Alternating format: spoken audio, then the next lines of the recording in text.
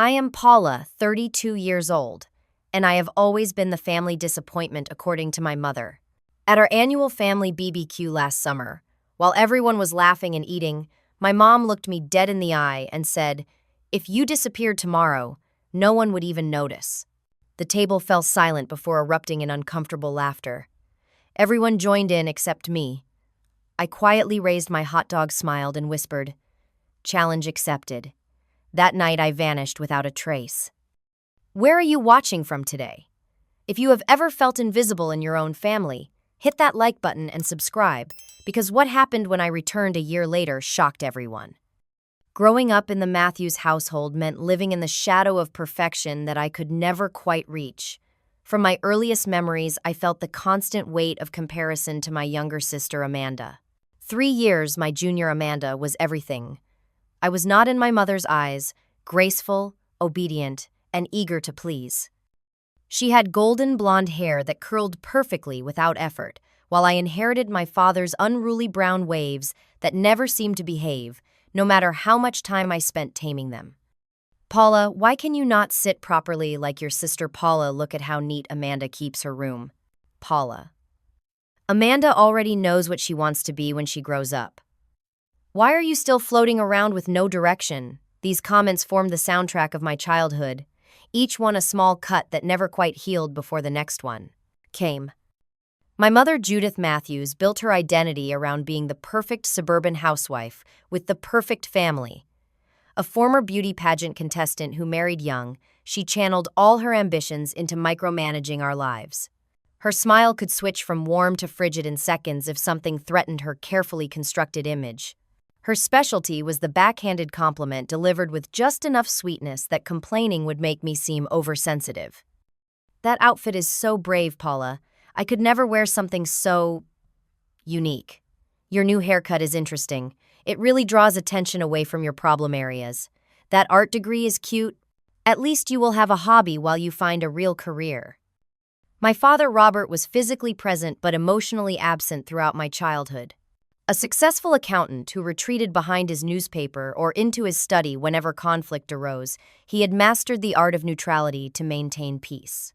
"Your mother means well," he would say after particularly harsh incidents, patting my shoulder awkwardly before returning to his crossword puzzle. His conflict avoidance meant he never defended me, choosing instead to nod along with whatever my mother said to avoid becoming her next target. As I entered adulthood, I poured myself into my passion for art and design, eventually building a career as a freelance graphic designer. It was never enough for my family. When I landed my first major client, my mother responded with, "Freelancing is not a real job, Paula. When are you going to find something stable with benefits?" The day I signed the lease on my apartment in the city 20 minutes from their suburban home, my father asked if I had a backup plan for when this design phase ended. My one-bedroom apartment became my sanctuary, filled with colors, textures, and art that expressed who I truly was. Every inch represented freedom from the beige-controlled environment of my childhood home. My desk by the window overlooking the city skyline was where I created award-winning designs that my family never bothered to understand or acknowledge. The annual Matthews family BBQ was a tradition that stretched back to before I was born. Every summer, relatives from both sides would gather in my parents' immaculately landscaped backyard for an afternoon of forced joviality and subtle competition. Who had the most successful children? Whose marriage was the most enviable? Whose potato salad would receive the most compliments? The undercurrent of judgment flowed as freely as the lemonade my mother served in her crystal pitchers. I had tried standing up for myself in the past. When I won a design award 3 years ago, I brought the trophy to Sunday dinner, placing it proudly on the table. My mother glanced at it and asked if Amanda had received her law school acceptance letter yet. When I confronted her about ignoring my achievement, she sighed and said, "Paula, not everything has to be about you. Some accomplishments actually matter in the real world." The morning of last year's BBQ, I stood in front of my bathroom mirror rehearsing responses to the inevitable questions about my relationship status, career progress, and life choices.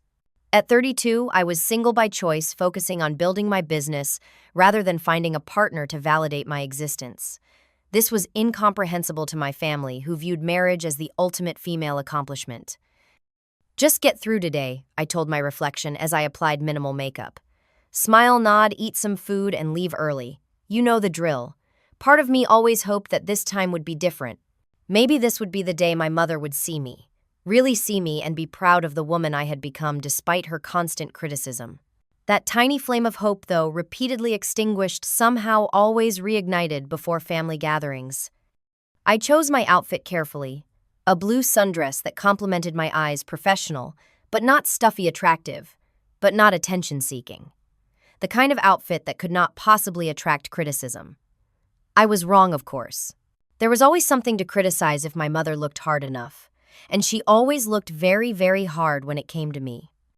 The Matthews family BBQ was in full swing when I pulled into the driveway that Saturday afternoon. The scent of charcoal and grilling meat wafted through the air as I sat in my car taking deep breaths and mentally preparing myself for the next few hours. Through the side gate, I could already see my father in his kiss-the-cook apron, spatula in hand, performing his annual role as grill master while my mother flitted between guests with trays of her famous deviled eggs. I grabbed the homemade artisanal bread I had baked at 4 a.m. and the bottle of expensive wine I had splurged on, hoping they might serve as conversational buffers. As I walked into the backyard, the familiar faces of aunts, uncles, and cousins turned briefly my way before returning to their conversations without greeting. My entrance created barely a ripple in the social pool. "Paula, you finally made it," my mother called out, her voice carrying just enough edge to inform everyone. I was late, though. I had arrived exactly at the time stated on the invitation. She air-kissed near my cheek, careful not to smudge her perfect lipstick. "You could have worn something more festive. This is a celebration, not a job interview." I placed my offerings on the overflowing food table where my bread was immediately relegated to the far corner next to Aunt Linda's notoriously dry cornbread.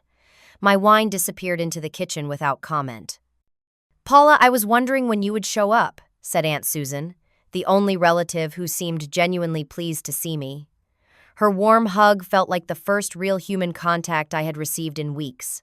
Susan, my mother's younger sister, had always been the family rebel, choosing to travel the world and marry later in life. My mother never missed an opportunity to subtly criticize her choices, yet Susan remained refreshingly immune to Judith's judgment. "How is your design business going?" Susan asked, linking her arm through mine as we walked toward the drinks table. Before I could answer, my mother materialized beside us. "Susan, have you seen the beautiful flower arrangements Amanda put together? She has such a natural talent for design." The emphasis on natural was not subtle. My years of art school and professional training were constantly diminished next to Amanda's hobby-level interests. Speaking of Amanda, my sister made her entrance 15 minutes after me, yet was greeted with enthusiastic exclamations as though a celebrity had arrived. "The party can finally start," my father announced, abandoning his grill duties to hug his younger daughter. Amanda's boyfriend Taylor, a second-year medical resident, received equally warm welcomes and immediate questions about his career progress. Paula helped prepare most of the side dishes this morning, Aunt Susan mentioned as guests began filling their plates. My mother laughed lightly. "Well, someone needs to handle the simple tasks so I can focus on the important details." I had spent 4 hours that morning chopping, mixing, and seasoning while my mother directed and criticized. The potato salad, coleslaw, and pasta salad that everyone was complimenting had been primarily my work, yet my mother accepted all praise with no acknowledgement of my contribution. During the meal, I sat at the far end of the extended patio table, sandwiched between my second cousin's 7-year-old son, who was completely absorbed in his handheld game, and Uncle Frank, who was 3 beers into the afternoon and mainly interested in the baseball game visible through the patio doors. Across from me, Amanda detailed her latest accomplishments at the law firm, where she had worked for just 6 months, with my parents nodding enthusiastically at every word. "The partner actually asked for my input on the Westfield case," Amanda gushed, tossing her perfect hair. "He said my perspective was refreshingly insightful." "That is because you have always had such good judgment," my mother beamed. "Remember when she was just 16 and she invested her babysitting money in that tech stock?" she asked the table at large. "She tripled her investment. Such a head for business even then." I took a sip of water and tried to catch the eye of Aunt Susan, who gave me a sympathetic smile from further down the table. 3 times I attempted to join various conversations, only to have my comments overlooked or talked over. When Uncle David asked if anyone had travel plans for the year, I mentioned the design conference in San Francisco I had been invited to speak at. Before I could elaborate, my cousin Jennifer jumped in with details about her family's trip to Disney World, and the moment was gone. As dessert was being served, I decided to make one more attempt to engage. The table had momentarily quieted as people dug into my mother's famous triple chocolate brownies. I signed a contract with National Creative Agency last week.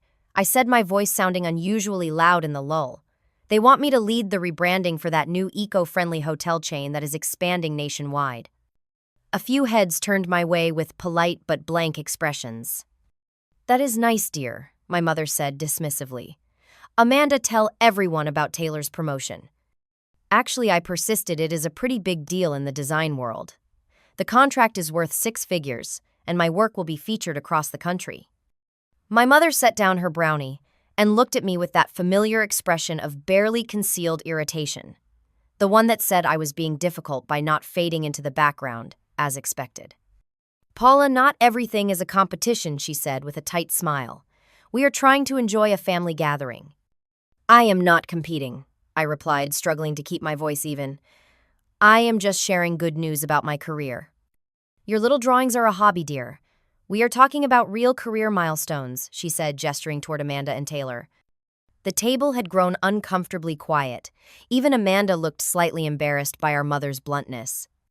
"My professional design work is not a hobby," I said quietly. "I just landed the biggest contract of my career." My mother sighed dramatically, setting down her napkin as though preparing for an unpleasant task.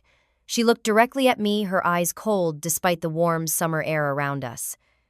"Paula," she said, her voice carrying clearly across the table, "if you disappeared tomorrow, no one would even notice." The words hung in the air like a physical presence. For a moment, no one moved or spoke. Then my father chuckled nervously, and like a dam-breaking awkward laughter rippled around the table. Not genuine amusement, but the uncomfortable sound people make when they do not know how else to respond to cruelty disguised as a joke. Everyone laughed. Everyone except me. I looked around at the faces of my family, some avoiding my gaze, others watching with morbid curiosity to see how I would react. Even Aunt Susan seemed at a loss for words. With deliberate calm, I raised the hot dog I had been holding, lifted it slightly as though making a toast, and said quietly, "Challenge accepted." No one took my response seriously. The conversation quickly shifted to other topics, my presence forgotten once again, as though my mother's words had already come true. For the remaining hour of the BBQ, I sat silently observing my family with new eyes, seeing clearly for perhaps the first time how little space I occupied in their world. As I drove home that evening, tears streamed down my face, but they were different from the tears of past family gatherings. These were not tears of hurt and rejection, but of clarity and resolve. My mother's cruel statement had crystallized something I had felt for years, but never fully acknowledged I was already invisible to them. My presence or absence made no difference in their lives. By the time I parked at my apartment building, my tears had dried, and a plan was forming in my mind. If they would not notice my disappearance, what would happen if I actually disappeared? That night I could not sleep. My mother's words echoed in my mind as I paced my apartment, alternating between rage, hurt, and a strange sense of liberation. Around 3 in the morning, I opened my laptop and began researching how to disappear temporarily but safely. I was not planning anything illegal or permanent, just a strategic absence to prove a point and perhaps gain some perspective away from my family's toxic influence. By sunrise, I had the outline of a plan that grew more detailed as the days passed. First, I assessed my work situation. As a freelance designer, I already worked remotely with most clients. The National Creative Agency contract could be managed from anywhere with reliable internet. I contacted my key clients, explaining that I would be working from different locations over the coming months for creative inspiration, ensuring them that deadlines and communication would not be affected. Next came the practical logistics. I set up automatic payments for my utilities and rent, arranging with my landlord to sublet my apartment to a friend of a friend who needed a short-term place. I established mail forwarding to a post office box that my one true friend Jessica would check periodically. Jessica was the only person I trusted with the truth. We had been friends since college, and she had witnessed firsthand the dynamic between me and my family.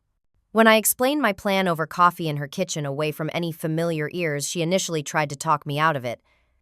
"Is this really necessary, Paula? Could you not just limit contact with them?" Instead, she asked, concern evident in her eyes. "I need to do this," I replied, stirring my coffee absently. "Not just to prove a point to them, but for myself. I need to know who I am, away from their constant judgment. I need to know if I can exist without defining myself in opposition to them." After an hour of discussion, Jessica reluctantly agreed to be my one connection to my old life. She would keep my secret, periodically check if anyone was looking for me, and be my emergency contact. 6 months, I promised her. 1 year at most. Just enough time to make my point and find some clarity. The practical preparations took 3 weeks. I went through my possessions, methodically selling furniture and items I did not need, storing sentimental objects in a small storage unit, and packing only what would fit in my car. I withdrew a portion of my savings in cash, opened a new bank account under my legal name, but in a different bank, and obtained a prepaid phone that I would use only for client work and emergencies. Through an online rental agency, I secured a small cabin in a remote mountain town, 8 hours' drive from the city. The town of Pine Ridge was small enough to be peaceful, but large enough to have reliable internet and basic amenities.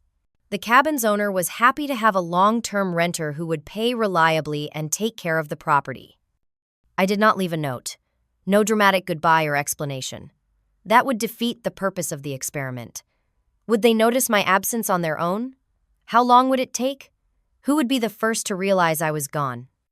On my last day in the apartment, I stood looking around at the now empty spaces that had held my life. The blank walls where my artwork had hung, the corner where my desk had stood. It felt both terrifying and exhilarating to see how quickly a life could be packed away, how easily physical evidence of existence could be erased. I had one last coffee with Jessica that morning. She hugged me tightly before I got into my car, my few remaining possessions packed neatly in the trunk. "Be safe," she whispered. "And remember, you can always come back if this does not work out." I know I replied, surprised by the confidence in my voice, but I think this might be exactly what I need. As I pulled away from the curb, I turned off my regular phone and placed it in the glove compartment. The symbolic act of disconnection sent a shiver through me, fear mingled with a heady sense of freedom. I was no longer reachable by the people who had made me feel invisible while standing right in front of them. The drive to Pine Ridge was long but beautiful, the urban landscape gradually giving way to suburbs, then farmland, and finally the rising peaks of distant mountains. With each mile that passed, I felt the weight of expectations and disappointments lifting from my shoulders. By the time I reached the winding road that led up to the small mountain community, I was singing along to the radio windows down, feeling lighter than I had in years. The cabin was exactly as advertised, rustic but comfortable, with a small living area, functional kitchen, 1 bedroom, and a bathroom with surprisingly good water pressure. But the true selling point was the view. Positioned on the edge of a forest with a small clearing in front, it overlooked a valley of pine trees with mountains rising majestically beyond. The porch held 2 rocking chairs, and I sat in one that first evening, watching the sunset paint the sky in shades of orange and pink I would have once been desperate to capture in my designs. That night, I slept more soundly than I had in months, perhaps years. No phone to check, no emails to answer, no mental preparation for the next family encounter. Just the sound of crickets and the occasional hoot of an owl to lull me to sleep. In the morning, I woke to sunlight streaming through unfamiliar curtains, and the realization that for the first time in my adult life, no one in the world knew exactly where I was. The thought was not frightening, but strangely comforting. I was finally truly on my own terms. "Day 1 of being invisible," I said aloud to the empty cabin.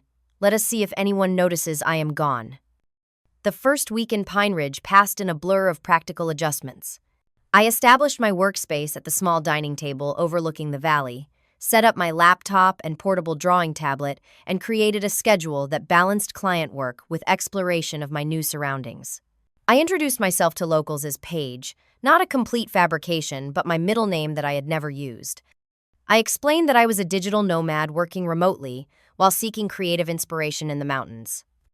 The town consisted of 1 main street with essential businesses, a general store that doubled as a post office, a family-owned restaurant that served hearty comfort food, a small medical clinic, and a handful of shops catering to both locals, and the occasional tourists who came for hiking and fishing.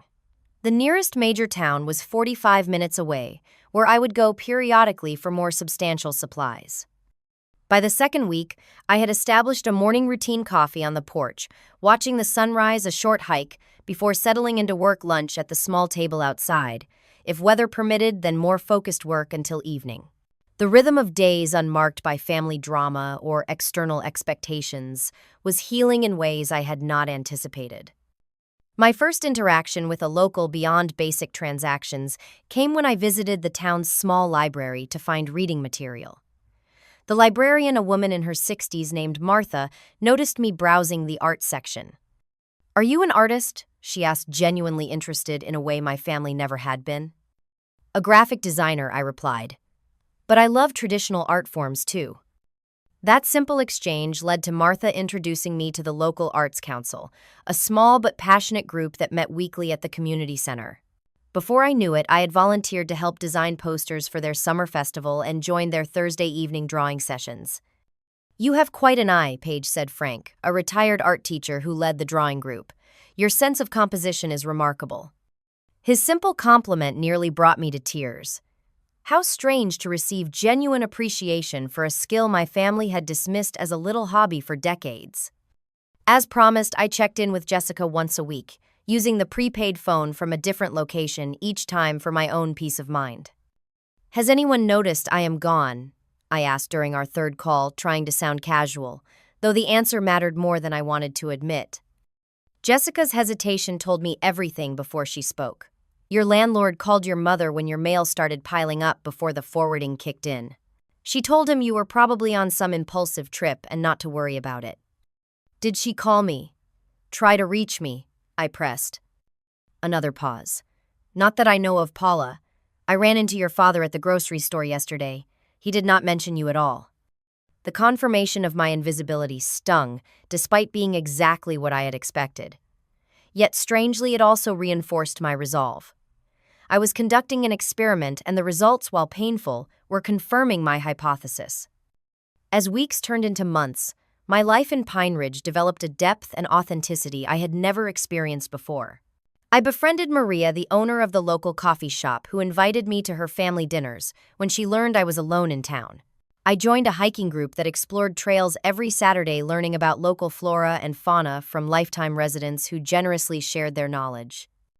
Most surprisingly, I found myself volunteering at the town's small arts program for children, teaching basic design principles and drawing techniques to eager young minds who found my expertise fascinating rather than frivolous. The gratitude of parents and the excitement of children when they created something beautiful was profoundly fulfilling. "You have a gift for teaching, Paige," the program coordinator told me. "These kids look forward to your class all week." Meanwhile, my professional work flourished without the constant undercurrent of family criticism draining my creative energy. The National Creative Agency was thrilled with my designs for the Eco Hotel chain, and referrals from that project led to new opportunities with larger clients than I had worked with before. At the 6-month mark, I had a video therapy session with a counselor I had found online who specialized in family trauma. I had started these sessions in my 3rd month away, recognizing that disappearing was treating a symptom but not necessarily the underlying wound. "What have you learned about yourself in these 6 months away from your family?" Dr. Wilson asked during our session. I considered the question carefully. That I am not defined by their perception of me. That I can be valued and appreciated for exactly who I am. That the qualities my mother criticized may actually be strengths in the right context. "And how do you feel about their lack of apparent concern about your whereabouts?" "It hurts," I admitted, "but it also confirms that this separation was necessary. I am not missing from their lives because I was never really included in them to begin with." By the 8-month mark, I had moved from the cabin into a small rental house in town. My temporary disappearance had evolved as I realized I was happier and healthier than I had ever been. I was building genuine connections with people who saw and appreciated me. My business was thriving. For the first time, I was living rather than just existing. Jessica's updates about my family became less frequent and less important to me. According to her, my mother had told mutual acquaintances that I was going through a phase and would come crawling back eventually. My father, true to form, said little about my absence. Amanda had texted me a few generic messages in the early months that Jessica reported messages like, "Hey, call mom. She is wondering where you are," rather than expressing any personal concern. As the one-year anniversary of the BBQ incident approached, I found myself at a crossroads. I had proven my point perhaps too well. I had also built a life I valued. The question was no longer when I would return, but if I needed to return at all. The answer came unexpectedly when I checked social media through a fake account I had created to occasionally monitor family news. Amanda had posted an announcement of her pregnancy, complete with elaborate gender reveal photos. The comments section was filled with congratulations from family members, including my parents expressing their joy at becoming grandparents for the first time. It was as if I had never existed. That night, I sat on my porch watching the stars, feeling strangely calm. I had embarked on this journey to see if anyone would notice my absence. The answer was clear. What was less clear was what to do with that information. As I traced the constellations with my eyes, I realized there was one final step in this experiment. I needed to complete the circle. Not for them, but for me. I needed to return just once to close this chapter properly before moving forward with my new life. I picked up my phone and called Jessica. "I am coming back," I said when she answered. "Just for a visit. Is there a family gathering coming up?" Jessica was silent for a moment before responding. "Actually, yes. Your mother is planning another BBQ. 1 year to the day since. Well, you know." I could not help but laugh at the perfect symmetry. "Of course, she island. Tell me the details, but do not tell anyone I am coming." "Are you sure about this?" Paula Jessica asked, concern evident in her voice.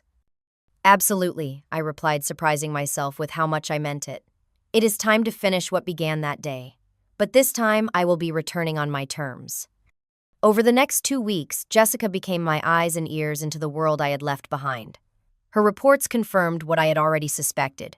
My year-long absence had created barely a ripple in my family's life.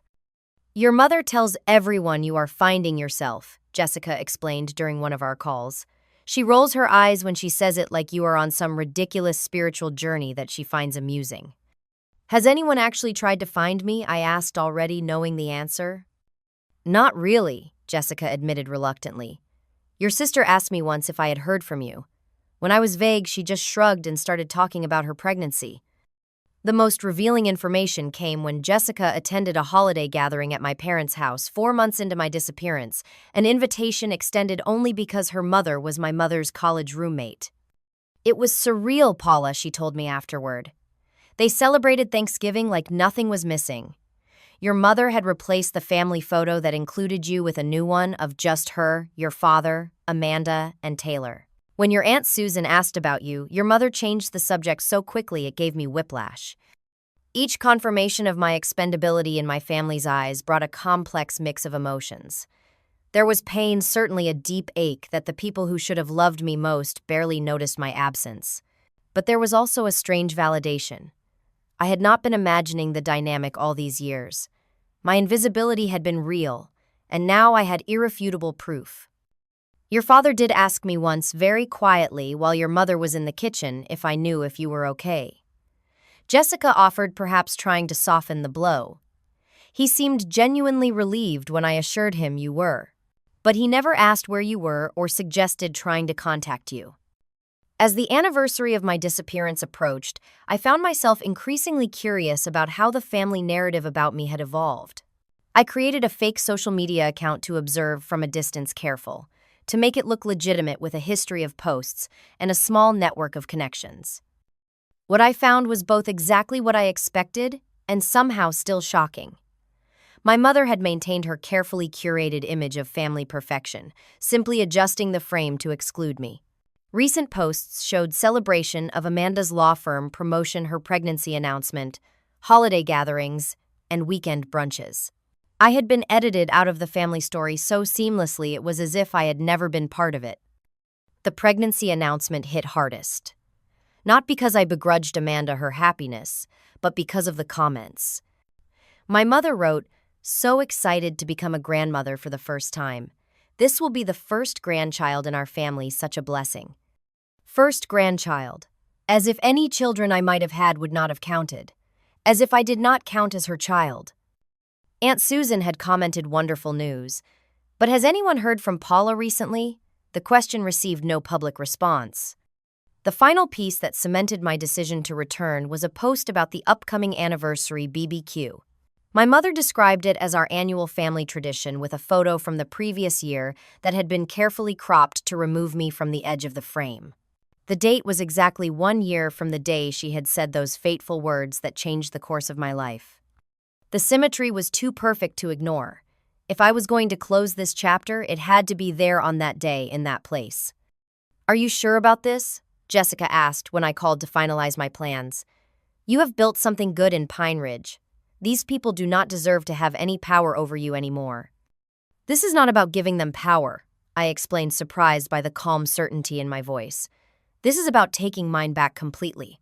I need to look them in the eye as the person I have become, not the person they reduced me to, and then I can truly move forward." The night before I was scheduled to leave for my hometown, I sat on my porch with a cup of tea, looking out at the town that had become my true home. Lights twinkled in distant windows, people who knew me as Paige, who valued my contributions, who included me in their lives in meaningful ways. Tomorrow I would drive back as Paula, back to the place where I had been invisible. But I would not be the same Paula who had disappeared a year ago. That Paula had been defined by her family's perception. This Paula was defined by her own. "You can do this," I whispered to myself, as the stars appeared one by one in the darkening sky. "You are not going back. You are going forward. There is a difference." The drive back to my hometown felt like traveling backward in time. With each familiar landmark that appeared, I could feel my old self trying to resurface, the instinctive hunching of shoulders, the automatic apologies forming on my lips for existing. I consciously straightened my posture, took deep breaths, and reminded myself of who I had become during my year away. Jessica had confirmed all the details of the BBQ, same time, same place as last year. My parents' backyard would once again be filled with relatives eating, drinking, and participating in the subtle competition that defined Matthew's family gatherings. No one knew I was coming. Jessica would be there, the only friendly face in what promised to be a storm of reactions. I chose my outfit with deliberate care. A simple but elegant emerald green dress that complemented my now sun-kissed skin hair, styled in a way that framed my face rather than hiding it as I once would have done. No apologetic beige or navy blue, no attempt to blend into the background. I was done being invisible. As I approached my parents' neighborhood, my heart raced despite my mental preparations. I parked a block away, partly to give myself a moment to gather my thoughts, and partly to delay the inevitable just a few minutes longer. The sounds of the gathering drifted down the street, laughter, conversation, music playing from the outdoor speakers my father had installed years ago. "You are not the same person who left," I reminded myself, checking my reflection in the rearview mirror. The woman who looked back at me had clear eyes and a confident set to her jaw that had not been there a year ago. "You are not seeking their approval anymore." With that final affirmation, I walked the short distance to the house I had grown up in, passed through the side gate that was always left open during parties, and stepped into the backyard, where my journey had begun exactly 1 year before. For a moment, no one noticed me. I stood at the edge of the gathering, observing the familiar scene. My father at the grill, Aunt Linda arranging her potluck contribution on the buffet table, cousins clustered around the cooler of beer, Amanda showing off her small baby bump while Taylor hovered protectively nearby. My mother in the center of it all, holding court with her perfectly coiffed hair and practiced laugh. It was Aunt Susan who saw me first. Her hand flew to her mouth, eyes widening in shock. Then, like a wave, awareness of my presence spread across the gathering. Conversations halted mid-sentence. Heads turned. Forks paused halfway to mouths. My mother's reaction was almost comical. Her social smile froze, then flickered, then reassembled itself into a mask of surprise that did not reach her eyes. "Paula!" she exclaimed, her voice carrying across the suddenly silent yard. "What an unexpected surprise." She approached me with arms outstretched as if for a hug, performance mode, fully engaged for the audience of relatives. I remained where I stood, not meeting her embrace, simply nodding in acknowledgement. "Hello, Mother," I said, my voice steady and clear. "I decided to join the annual family BBQ. I hope that is all right." Her eyes narrowed slightly at my failure to play along with the joyful reunion scene she was attempting to stage. "Of course it is all right," she said with a tight laugh. "You are always welcome. We just had no idea you were coming since you have been away." "Yes," I agreed pleasantly. "I have been away. For exactly 1 year today, actually." The significance of the date hung in the air between us. A flicker of recognition, perhaps even discomfort, crossed her face before she masked it with another bright smile. "Well, you are here now. Come get some food. Your father just put fresh burgers on the plate." She turned to the gathered family members who were still staring. "Everyone look who has decided to grace us with her presence. Our wandering daughter has returned." The performance had begun, and everyone obediently fell into their roles. My father approached awkwardly, patting my shoulder instead of hugging me. "Good to see you, kiddo," he said, unable to meet my eyes fully. "You look different."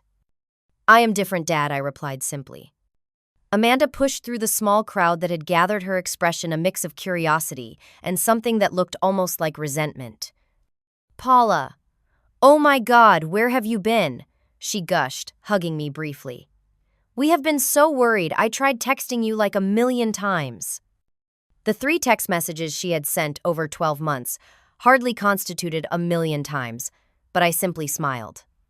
"I needed some time away," I said. "Congratulations on your pregnancy. That is wonderful news." "Thank you, we are so excited. Mom and Dad are going to be grandparents." She rubbed her barely visible bump possessively. "But seriously, where did you go? Why did you not tell anyone?" Before I could answer, my mother swooped in, taking my arm and guiding me toward the food table. "Let us get you something to eat first. You can tell us all about your little adventure later." Little adventure. As if I had taken an extended weekend trip, rather than completely rebuilt my life. I allowed myself to be led through the ritual of filling a plate, accepting a drink, and being reintroduced to relatives who greeted me with varying degrees of curiosity and discomfort. I answered their questions vaguely, watching, as they struggled to reconcile my calm, confident demeanor with the Paula. They remembered the one who could be talked over, dismissed, and made to feel small. The real confrontation began unexpectedly in the kitchen when I went inside to get more ice. My mother followed me, closing the door behind her with a soft click that somehow sounded ominous in the sudden quiet away from the backyard noise. "What exactly do you think you are doing, Paula?" she asked, her voice dropping the cheerful tone she had maintained outside. "Getting ice," I replied calmly, opening the freezer. "You know what I mean." Her arms crossed over her chest, a posture I had feared in childhood. "Showing up unannounced after disappearing for a year. Do you have any idea how embarrassing it has been, trying to explain your little vanishing act to everyone?" I closed the freezer and turned to face her directly. "Is that what bothered you about my absence?" The embarrassment. Not worry about where I was or if I was safe. "Do not be dramatic. Of course we knew you were fine. Jessica assured us you were just taking some time for yourself," she waved dismissively. "Though why you needed to be so secretive about it is beyond me. Always looking for attention in the most inconvenient ways." The irony of her statement might have made me laugh if it were not so sadly revealing. "Attention," I repeated. "I literally removed myself from your lives completely, and you think that was an attention-seeking behavior? Well, you are back now, making a scene at our family gathering," she sniffed. "I am not making a scene. I am simply here exactly 1 year after you told everyone that if I disappeared, no one would notice." I maintained eye contact steadily. "And you were right. No one did notice. Not really. No one looked for me. No one was concerned enough to try to find me." Her expression flickered between surprise that I would reference her cruel comment so directly and indignation at being called out. "That was a joke, Paula. You always were too sensitive." It was not a joke, it was the truth. And I needed to find out if it was the whole truth. I set the ice bucket down on the counter. "Do you know what I discovered this year, Mother? I discovered that I can build a life where people do see me, where my contributions are valued, where my little hobby is recognized as the professional skill at Island." From my purse, I pulled out my portfolio tablet and opened it to show her the campaign I had designed for the eco-hotel chain now on billboards across the country. This is what I have been doing while I was invisible to you. Building a career you dismissed, making friends who actually care if I show up, creating a life that does not require me to be smaller so others can feel bigger. My mother stared at the images, momentarily speechless. I could see her recalibrating, trying to find a way to diminish this clear evidence of success. Well, she finally said, I suppose even frivolous things can sometimes be profitable, though how long that will last is another question. I smiled, genuinely amused by her predictable response. That is the difference between us, Mother. You still think I need your approval. I do not. Not anymore. The kitchen door opened and my father entered, looking uncomfortable as always at the tension between us. Everything okay in here? People are asking about the ice. Everything is fine, Robert, my mother said quickly. Paula was just showing me some of her computer drawings. They are national advertising campaigns, Dad, I corrected gently, for clients who pay me 6 figures because they value my work. My father looked between us, clearly sensing he had walked into the middle of something significant. For once, he did not immediately retreat. Your work looks really professional, Paula, he said, glancing at the tablet still in my hand. Is that why you left for work? The simple question, the first genuine inquiry about my disappearance, caught me off guard. No, Dad. I left because I needed to find out who I could be away from. I gestured vaguely, encompassing the house, the gathering outside, the family dynamic that had shaped and constrained me for so long. Away from us, he finished for me, his voice quiet. Yes. He nodded slowly, something like understanding crossing his features. And did you find out who you could be? I did, I answered honestly. I found out I could be someone who does not constantly apologize for existing, someone who is valued and respected, someone visible. My mother made a dismissive noise. This is all very dramatic and unnecessary, Paula. If you wanted more attention, you could have just said so. My father surprised me by turning to her with an expression I had rarely seen: disagreement. Judith, maybe we should listen to what Paula is saying. What she is saying is that she abandoned her family for a year to prove some kind of point, my mother snapped. The point was already proven by your reaction to my absence, I said quietly. Or rather, your lack of reaction. The three of us stood in a triangle of tension in the kitchen, decades of unspoken feelings suddenly pressing against the surface. Through the window, I could see Amanda approaching the house, likely sent to investigate the delay with the ice. I did not come back to argue or to make you understand something you do not want to see, I said, picking up the ice bucket again. I came back to close this chapter properly on my terms. Going forward, if you want me in your lives, it will be as an equal. Not as someone to be tolerated, dismissed, or made invisible. Those are my boundaries. The door opened and Amanda entered, looking between us with suspicion. What is going on? Everyone is waiting. Nothing that concerns you, dear, my mother said automatically. Paula and I were just catching up. Actually, I countered, we were discussing something that concerns this entire family. I was explaining that I will no longer accept being treated as less valuable or less important than anyone else here. I deserve the same respect and consideration that you all expect for yourselves. Amanda's expression shifted from confusion to defensiveness. No one treats you badly, Paula. You are the one who disappeared without telling anyone, and now you are making demands. That is so typical. What is typical, I replied calmly, is that response. Dismissing my feelings, turning it around to make me the problem. I spent 32 years accepting that as normal. I will not do it anymore. I looked at each of them in turn, my mother's tightly controlled anger, my father's dawning discomfort, and Amanda's indignant confusion. They looked exactly the same as they had a year ago, but I was seeing them through entirely different eyes. I am going to rejoin the party now, I said, picking up the ice bucket. I will stay for another hour to be polite to the extended family who had nothing to do with this situation. Then I will leave and I will return to the life I have built. Whether I ever come back here again is entirely dependent on if anything changes in how this family operates. I walked past them and back into the sunlight of the backyard where curious relatives tried to pretend they had not been watching the kitchen windows. As I placed the ice bucket on the drinks table, Aunt Susan approached. You okay? She asked quietly. Better than okay, I replied and meant it. For the first time in my life, I think I am exactly where I need to be. After the BBQ confrontation, I returned to my city apartment for one night before driving back to Pine Ridge the following morning. The brief visit to my old space felt like touring a museum exhibit of a former life. The walls that had once contained my pain and uncertainty now seemed like an empty shell that had served its purpose and could be left behind. Jessica called as I was crossing the state line, eager to debrief after the dramatic family gathering. "You should have seen their faces after you left," she reported with a certain satisfaction. "Your mother tried to play it off like your visit was completely normal, but Aunt Susan was not having it. She actually called your mother out in front of everyone for pretending nothing was wrong." "Good for Susan," I replied, feeling a wave of affection for my aunt who had always been the family rebel. But honestly, their reactions do not matter to me anymore. What matters is that I said what I needed to say. I closed that circle. In the weeks that followed, I settled back into my life in Pine Ridge with a new sense of peace. The cabin I had initially rented had been a temporary shelter during my escape, but the small house I now owned in town represented something more permanent, a choice rather than a reaction. My design business continued to flourish. The National Creative Agency campaign had led to more high-profile clients, and I had recently hired 2 assistants who worked remotely to help manage the growing workload. The financial success was gratifying, but more important was the creative fulfillment and the respect I received for my expertise. 3 months after the confrontation, I received an unexpected email from my father.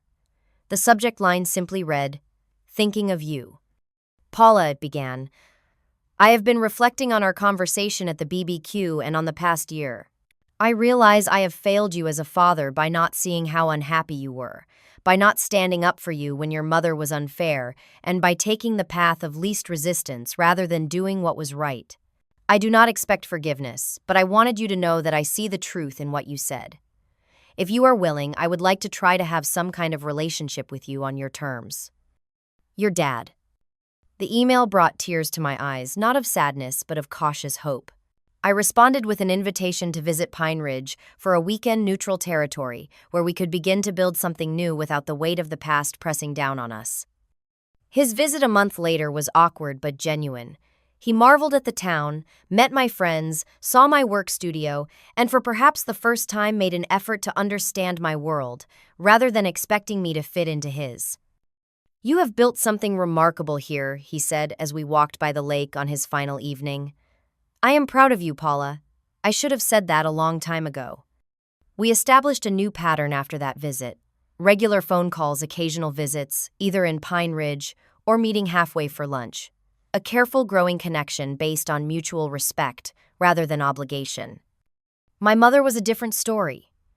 After 6 months of silence, she sent a text message as if nothing had happened. "Amanda's baby shower is next month. Sending you the registry link." No acknowledgement of the confrontation, no recognition of the issues I had raised, just an expectation that I would fall back into the old patterns. I responded with boundaries rather than anger. "Thank you for letting me know. I have already sent Amanda a gift directly. I will not be attending the shower, but please give her my love." Setting limits without burning bridges became my approach to managing her continued attempts to pull me back into the old dynamic.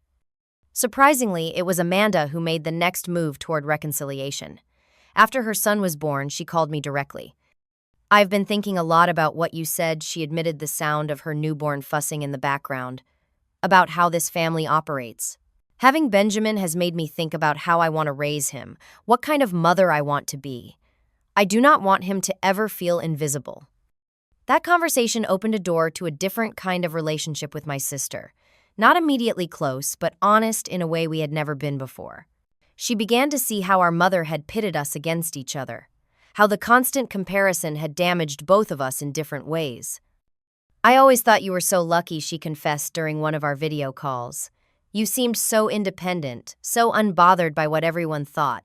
I was terrified of disappointing. Mom always trying to be perfect. It was exhausting." "And I thought you were the lucky one," I replied, "always receiving the approval and love I could never seem to earn no matter what I did." This new understanding did not erase the past, but it created space for something healthier to grow between us. When she asked me to be Benjamin's godmother, I accepted, determined that my nephew would always know he was valued exactly as he was. As my circle of healthy relationships expanded, I found myself opening to the possibility of romantic connection as well. Daniel, the owner of the local bookstore and coffee shop, had been a friend since my early days in Pine Ridge. Our friendship evolved naturally into something deeper, built on mutual respect and genuine appreciation for each other's strengths. "What I love about you," he told me one evening as we sat on my porch watching the sunset, "is that you know exactly who you are. You are not trying to be anything for anyone else." That was hard-won, I admitted, leaning against his shoulder. It took disappearing completely to find myself. My chosen family in Pine Ridge continued to grow. Martha from the library became a mentor and surrogate grandmother figure. The children I taught in the arts program brought joy and spontaneity to my weeks. The hiking group friends became weekend companions and holiday dinner guests. A year and a half after my return to the BBQ, I hosted a housewarming party for the larger home I had purchased on the edge of town.